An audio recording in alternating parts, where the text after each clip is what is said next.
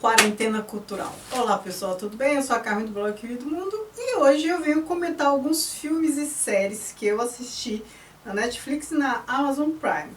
Eu tenho assistido muita coisa, de modo que eu acho que eu vou ter que fazer esses vídeos por quinzena, porque tem bastante coisa para comentar. Não vou comentar músicas, sites, outras indicações para além de filmes e séries. Vou deixar para comentar essas coisas, indicar músicas e tudo mais no vídeo mensal cultural, lá do mês cultural. Bora lá!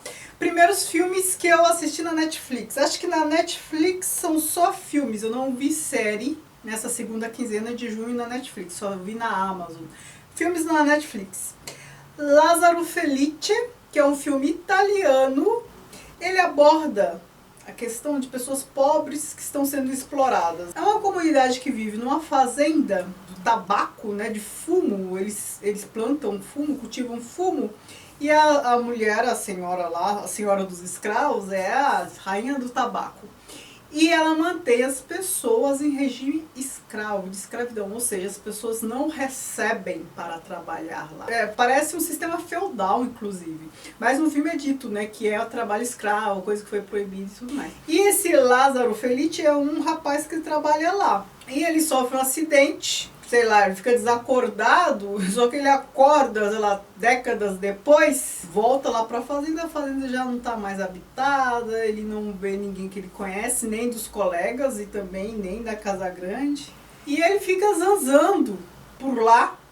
E o curioso é que ele se mantém igualzinho, ele não envelheceu. A gente não sabe quanto tempo ele ficou apagado, fora do ar, do nada ele volta, né, continua a vida, só que o tempo passou. E aí, aos poucos ele vai se inteirando do que foi acontecendo. Ele tem uma ingenuidade, assim, esse sobrenome Felice, não é por acaso, ele tem uma ingenuidade, uma inocência pueril, faz com que ele não perceba a malícia das coisas, está sendo enganado e tudo mais. Em alguma medida me fez lembrar aqueles filmes do realismo italiano, do Vittorio De Sica. Palmeiras na Neve é um filme, é uma produção espanhola, mas a maior parte das cenas, dos acontecimentos, ocorre na Guiné Equatorial. O que eu achei muito interessante, porque eu não sabia de colonização espanhola na Guiné Equatorial. A história, né, ela regride, começa nos anos atuais, 2000 e pouco, mas depois regride para meados do século XX, na Guiné Equatorial. Então, assim, a história começa com a morte de uma pessoa, de um patriarca aí da família. Os descendentes, né, a moça, ela vai procurar saber, ela como herança, recebe lá os documentos, ela vê que tem um passado ali a ser investigado, e esse passado é na Guiné Equatorial.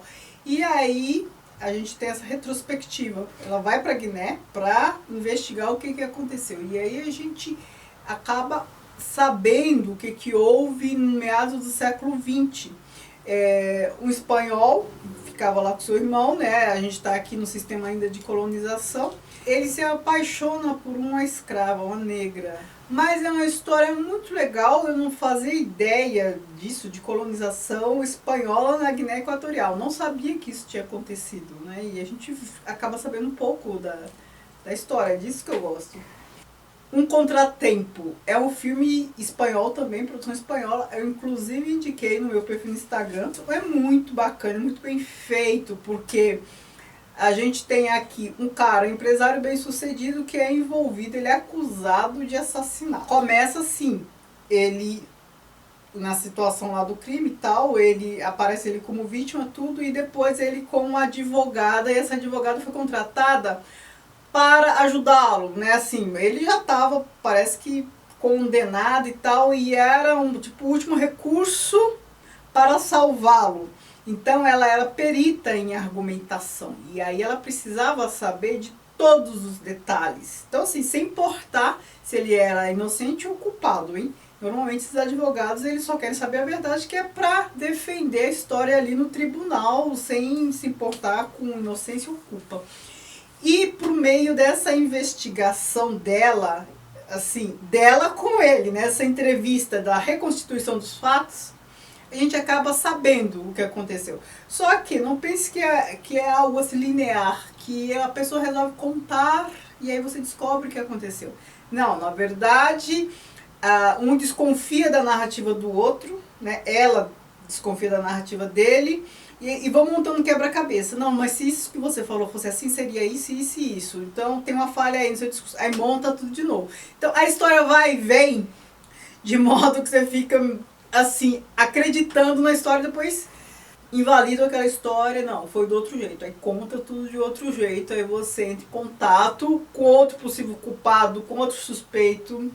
E é um crime dentro de outro crime. É muito bacana mesmo. Recomendo fortemente. Brooklyn. Este é um filme assim, ok. É a história de uma moça irlandesa, meados do século XX, que vai para o Brooklyn, nos Estados Unidos. Então ela tem a família lá na Irlanda, a irmã e mãe, e a irmã que a mandou para lá, para, enfim, se desenvolver.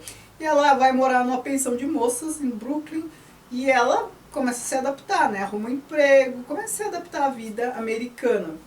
Arruma um namorado e tal. E depois ela, por um incidente que aconteceu na família dela, ela acaba tendo que voltar para visitar, né, a mãe na Irlanda. Aí ela fica dividida entre Irlanda e Estados Unidos. É um filme ok, eu só não gostei muito do papel dessa moça. Não estou falando da atriz, né? Não é a interpretação da atriz. Eu acho que é o desenvolvimento da personagem. É uma personagem assim, plana, que você não sabe, você não percebe esses conflitos. Esses conflitos que eu estou falando entre um lugar e outro não são expressos por conflitos emocionais dela. E não é de interpretação, não é problema de interpretação, é como a história é apresentada. Qualquer pessoa no lugar dela ficaria assim entre a cruz e a caldeirinha, em aflições e tal, e ela não, assim. Você não sabe o que ela está sentindo, o que ela está pensando em relação a uma coisa, em relação a outra, você fica sem saber o que ela vai fazer. Você só descobre o que ela sentiu, pensou depois que ela fez, e, enfim. Um outro filme que eu gostei bastante, também produção espanhola, eu acho que estou muito fã dos espanhóis, é A Trincheira Infinita. Aqui é a história de um homem que ficou escondido por 33 anos dentro de casa. Não é na mesma casa, mudou de casa e mudou junto. A gente está falando no contexto de Guerra Civil Espanhola. Então, em 1936, ele foi perseguido, ele e vários outros, que eram contra Franco. E aí ele se escondeu dentro de casa. Então tinha um buraco lá embaixo do móvel, ele se escondeu. Então ele morava com a esposa. A esposa sofria pressão para dizer onde ele estava e tal. E ele ficava lá no buraco, morava com ela. A gente pensa, é um esconderijo, ok, muito legal. Agora, ficar escondido assim por 33 anos é dureza. Depois eles mudam de casa, continuam no esconderijo. O esconderijo com mais espaço, mas ainda assim o esconderijo. Não pode sair para tomar sol, por exemplo. Pense, 33 anos e sair para tomar sol. Acaba sabendo o que acontece pelo que ouve falar. Aí tem o advento da TV, né? Depois tem a TV, dentro de casa ele acaba acompanhando mais coisas, fica um pouco melhor. Aí a gente fica sabendo que isso foi muito comum naquele período. Muitas pessoas ficaram escondidas por muito tempo, anos e anos, décadas e décadas. Mesmo depois da anistia, muitos não acreditavam, acho que já não sabiam viver fora dessa situação, né? Mas é um filme muito bacana, eu gostei bastante. Ele é altamente politizado, tentando acompanhar tudo que acontecia, principalmente no seu país, e mesmo escondido, ficava revoltado e tal. Atlantic, que é um filme senegalês, primeira vez que eu vi alguma coisa de Senegal. E acho que é um filme que concorreu ao Oscar como o melhor filme estrangeiro e tal. Aqui é a história de uma moça, né? Ali a situação de pobreza e tal, mas é aquilo muito comum em países colonizados, que foram colonizados da África. Muita pobreza, mas quem tem dinheiro tem muito. Então assim, a gente tem aqui grande desigualdade social no Brasil, tem, mas nada se compara a vários países da África. Então ela é pobre, ela gosta de um outro rapaz lá, estava fazendo greve porque trabalhava na construção civil, não recebia salário, enfim. Mas ela é prometida, acaba se casando com um cara lá que é rico, só que ela gosta do outro que é pobre. A situação, o núcleo da história é esse, e a gente acaba vendo um pouco da realidade de Senegal. O outro filme é Juanita. Este é americano, este eu gostei mais ou menos, é a história de uma mulher negra, 3 filhos, mãe solteira, 3 filhos, um de um pai, os outros 2 de outro. E ela acaba tendo que criar sozinha. Então, assim, um filho preso, o outro tá em vias de se tornar marginal, e a filha, mãe solteira, que não quer assumir responsabilidades, a neto fica nas costas dela. E ela, acho que é faxineira no hospital, enfim. Aquela história, que é a história de muitas mulheres, com sobrecarga, sendo arrimo de família, arrimo em todos os sentidos, financeiro e emocional. E é uma mulher que se cansa também. Aí ela resolve largar tudo e pé na estrada, e vai viajar para qualquer lugar que dê para ir. É uma história assim que tem um início bem bacana, só que depois as coisas são tratadas de maneira assim muito superficial. Aquela velha história que eu sempre falo. Pega um problema muito sério e começa a fazer piada. Não gosto muito de vários filmes americanos, não estou falando que todos são assim, mas vários filmes americanos começam a fazer piada, principalmente com a questão do racismo e tudo mais, condição do negro. Tentam tratar tudo de maneira a tirar sarro, para não dizer que não falei das flores, né? Tocam no assunto, fazem filme sobre o assunto, mas não tem uma abordagem séria. Eu vou apresentar um contraponto sobre essa questão de uma produção americana também, falando de uma série daqui a pouco. Então, assim, eu achei clichê, muito clichê. Isso é tudo que eu vi na Netflix. Agora o que eu vi na Amazon, eu vi acho que 3 séries e 3 filmes. Eu vi um filme lindo que se chama No Portal da Eternidade. É um filme sobre Van Gogh. E é um filme muito bem feito. A interpretação do William Dafoe, muito boa. Ele é o Van Gogh. E o filme é muito bom não só pela interpretação, mas o filme é bom pela cobertura que dá. Então, fala de Van Gogh na França. Ele com o irmão Theo, ele ali em Paris, morando em Montmartre, com o irmão Theo, e ele participando daqueles circuitos ali dos pintores do século XIX, ali no bairro de Montmartre, outros pintores, Gauguin e tal, ali neste bairro. É curioso porque eu fiz no blog a Rota de Artista Van Gogh, eu praticamente tracei exatamente o que este filme apresenta sobre o enredo. Então, quando ele estava ali em Paris, tiro foto assim de onde ele morou, casa dele com o Theo, os lugares que ele frequentava ali em Montmartre. Depois ele vai para o sul, vai para Arles, depois ele vai para Saint-Rémy e depois ele vai para Auvers-sur-Oise. Eu só não fui para Saint-Rémy, mas eu fui para Arles, eu fui para Auvers-sur-Oise e eu tiro fotos dos locais.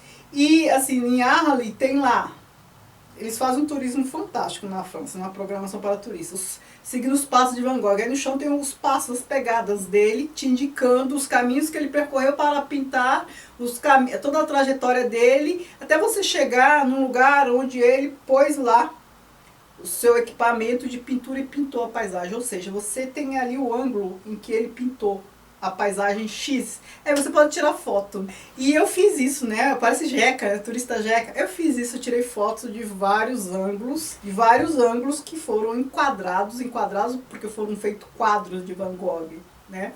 E aí eu enquadrei na minha lente. Muito legal. Fui para Auvers-sur-Oise, a mesma coisa, fiz isso. Aquela igrejinha, ele tem um quadro famoso que é de uma igreja, vou até deixar aqui para vocês verem. Que é em Auvers-sur-Oise. Eu tirei foto dessa igreja, ela está intacta até hoje. Este quadro, se eu não me engano, está no Museu d'Orsay, lá na França. E eu fui tirando fotos. Mas voltando para o filme. Então, é essa trajetória. Ele se cansa de Paris. Paris é muito burburinho para ele. E ele já tem a mente um pouco atordoada. Ele vai para Arles. E lá ele tenta criar uma comunidade artista. O Gauguin vai para lá, eles discutem, né? O Van Gogh era muito dependente dessa amizade dele com o Gauguin. Só que o Gauguin eles têm gênios bem diferentes. O Gauguin começa a ganhar dinheiro e volta. Ele fala que vai viajar e tal. A gente sabe que depois o Gauguin foi para Tahiti. Mas o Van Gogh, ele não suporta. E aí ele corta a orelha, né? Porque o Gauguin foi embora, ele assustou as pessoas. É aí que ele vai pro Saint-Rémy, um hospício, ficou lá um bom tempo, pintou pra caramba. Eu só não fui pra Saint-Rémy. Pra Arles eu fui lá. Vejam o post no blog que vocês vão ter ideia do que eu tô falando. Depois ele volta pra Paris, depois que sai do Saint-Rémy, volta pra Paris.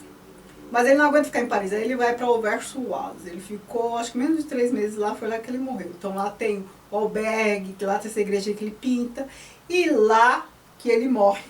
E o que é muito legal nesse filme também é que a versão da morte dele que aparece não é uma das mais comuns. Porque eu sempre ouvi dizer que ele tinha se matado, né, com um tiro no estômago. Aí depois que eu fui pra França e tal, fui pra Holanda, fui no museu dele, fiquei sabendo mais sobre ele.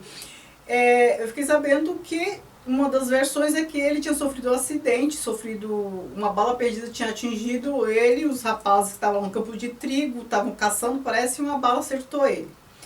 E aí ele ficou 2 dias hospitalizado até que morreu. No filme é essa versão que aparece. Aparecem lá os rapazes e tal, o tiro. E ele não quis incriminar os rapazes, né? Acho que jogaram a arma fora e tal. Ele não quis incriminar os rapazes, em momento nenhum ele falou que foi isso. Acho que é por isso que muitos ficaram acreditando que tinha sido um suicídio. Mas eu acho muito difícil uma pessoa tentar se matar e dar um tiro no estômago, né? Normalmente quem tenta se matar com a arma dá um tiro na cabeça. A imagem do campo de trigo, embora o filme não apresente aquele quadro famoso dele, do campo de trigo, os corvos e tal, a gente vê a fotografia, a gente já logo lembra do quadro. E isso é muito legal no filme. Por meio de fotografias, cenas, enquadramentos de cena, a gente já faz uma ligação direta, a gente é remetido aos quadros dele, mesmo esses quadros não aparecendo. O filme mostra também várias influências, né, assim, vários insights que fizeram com que ele pintasse muitas coisas que ele pintou, como os girassóis, por exemplo. Filme muito bom. Eu já vi outros filmes de Van Gogh, mas esse é o melhor. Outro filme muito bom que eu vi foi Entre Facas e Segredos. É um filme de investigação policial muito bom. Também indiquei esse filme lá no meu perfil no Instagram. É um filme de investigação sobre a morte de um homem rico. Ele era um escritor famoso de suspense. Aí toda a família meio parasita, né? Depende do dinheiro dele. Então ele tem acho que 3 filhos, netos, não sei o quê. E todos são herdeiros, e aí vem a investigação. Quem matou o senhor lá de 80 e poucos anos? Tem passagens muito engraçadas. A gente até descobre quem matou, como ele morreu, tal, mas o filme, ele é aquela caixinha dentro de caixinha que você descobre uma coisa e pensa que acabou a graça do filme. Não, tem muitas outras coisas ainda que a gente nem desconfia, ou se desconfia ainda assim se mantém interessado para saber como aquilo vai se desencadear. Enfim, é muito bom, um ritmo muito bom. Outro filme que eu vi, o último filme, é Adeus Minha Rainha. É um filme médio. É um filme que eu pensei que fosse sobre a Revolução Francesa, porque ali, julho 1789, houve a queda da Bastilha. Só que não aparece a queda da Bastilha. O filme é concentrado o quê? Em Versailles, onde está lá a corte, está lá Maria Antonieta e tem aquele séquito, né? O rei aparece muito pouco, ele é centrado na rainha, adeus minha rainha. A rainha e seus serviçais, e tem uma moça que lê para ela e tal. E a gente ouve falar da Bastilha que cai, e aí aquele clima assim de tensão. Eu achei a história pouco desenvolvida, eu achei assim que o enredo era muito fraco para tudo aquilo, poderia ter acontecido mais coisa. As séries que eu vi na Amazon, eu com problema de estômago acabo vendo muita coisa de comida. Então eu vi assim, Rendezvous à Paris, que é uma brasileira que mora em Paris, ela faz pratos, ela visita alguns lugares e faz prato. Um exemplo, ela foi visitar o Louvre, lá tem um busto da Maria Antonieta, e logo na frente do Louvre tem a Place de la Concorde, que é onde a Maria Antonieta perdeu a cabeça.